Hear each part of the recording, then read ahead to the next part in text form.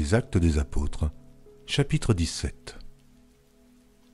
Paul et Silas passèrent par Amphipolis et Apollonie, et ils arrivèrent à Thessalonique, où les Juifs avaient une synagogue. Paul y entra selon sa coutume pendant 3 shabbats. Il discuta avec eux d'après les Écritures, expliquant et établissant que le Christ devait souffrir et ressusciter des morts. Et Jésus que je vous annonce, disait-il, c'est lui qui est le Christ.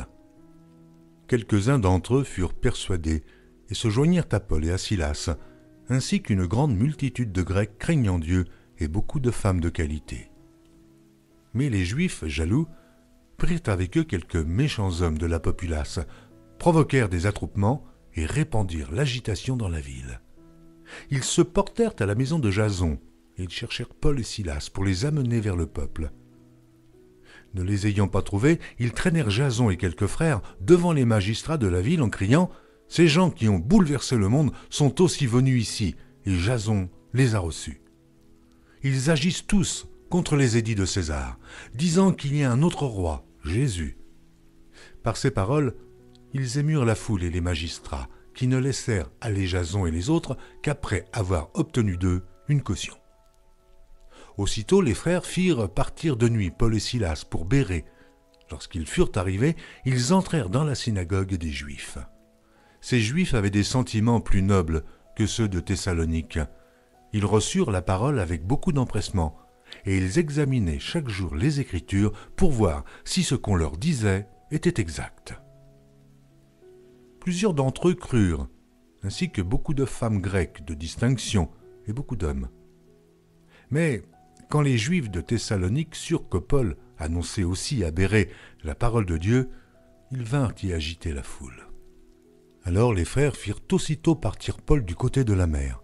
Silas et Timothée restèrent à Bérée. Ceux qui accompagnaient Paul le conduisirent jusqu'à Athènes, puis ils s'en retournèrent chargés de transmettre à Silas et à Timothée l'ordre de le rejoindre au plus tôt. Comme Paul les attendait à Athènes, il sentait au-dedans de lui son esprit s'irriter à la vue de cette ville pleine d'idoles. Il s'entretenait donc dans la synagogue avec les Juifs et les hommes craignant Dieu, et sur la place publique chaque jour avec ceux qu'il rencontrait. Quelques philosophes épicuriens et stoïciens se mirent à parler avec lui, et les uns disaient « Que veut dire ce discoureur ?»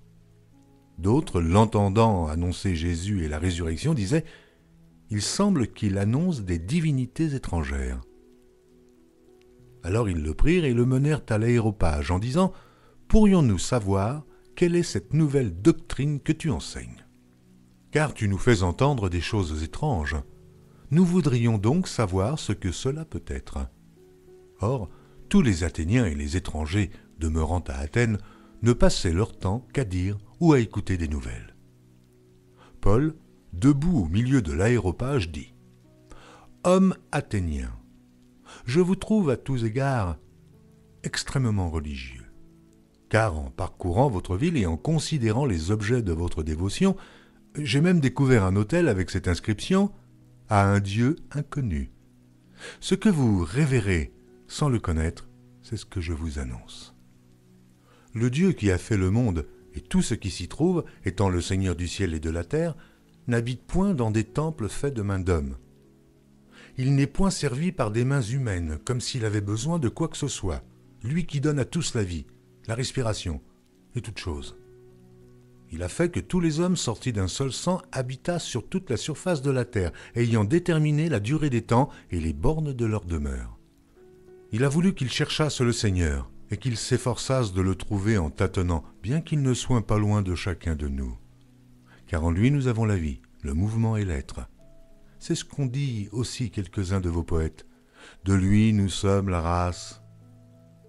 Ainsi donc, étant la race de Dieu, nous ne devons pas croire que la divinité soit semblable à de l'or, à de l'argent, ou à de la pierre sculptée par l'art et l'industrie de l'homme.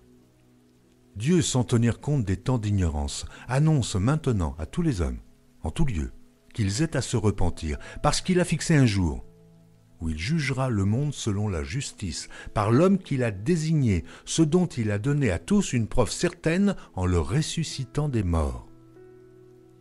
Lorsqu'ils entendirent parler de résurrection des morts, les uns se moquèrent et les autres dirent « Nous t'entendrons là-dessus une autre fois ».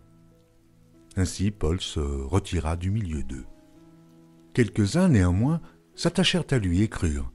Denis, l'aéropagite, une femme nommée Damaris, et d'autres avec eux.